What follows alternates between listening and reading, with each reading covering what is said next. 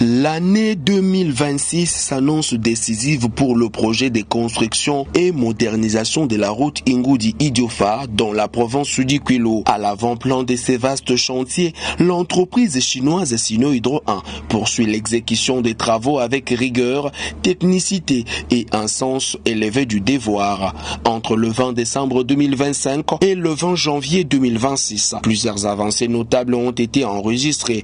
Au PK11 au plus 650, les équipes ont poursuivi le travaux des coffrages en vue de la construction des caniveaux, tandis qu'au PK11 plus 720, la pose des armatures du radier du caniveau côté droit a été réalisée. Ces ouvrages d'assainissement constituent une base essentielle pour garantir la durabilité de la route et une bonne gestion des eaux de ruissellement. Parallèlement, l'ouverture de l'emprise au PK12 plus 400 a été engagée. Cette opération est stratégique car elle permet de sécuriser l'espace nécessaire aux travaux, de prévenir les empiètements et d'assurer la bonne progression du chantier conformément aux normes techniques.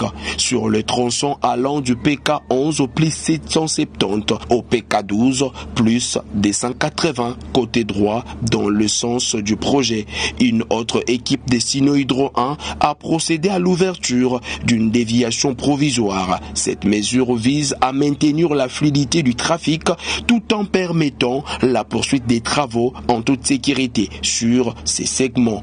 Plus en amont, au PK6 plus 450, la pose des bordures se poursuit. Ces ouvrages jouent un rôle clé dans la protection de la chaussée, la délimitation de la route et la canalisation efficace des eaux, contribuant ainsi à la durabilité de l'infrastructure. Animée par l'exigence du travail bien accompli, l'entreprise Sinohydro 1 a également finalisé sur le tronçon PK5 plus 160 au PK6 plus 050 la couche de base suivie de la couche d'imprégnation et de la bicouche. Dans le même temps, les équipes continuent la pose des bordures de part et d'autre de la chaussée, ces ouvrages indispensables à la stabilité et à la protection de la route. L'ensemble de ces opérations est exécuté sous la supervision attentive de l'Agence congolaise des grands travaux, maître d'ouvrage délégué du ministère des Infrastructures et Travaux publics,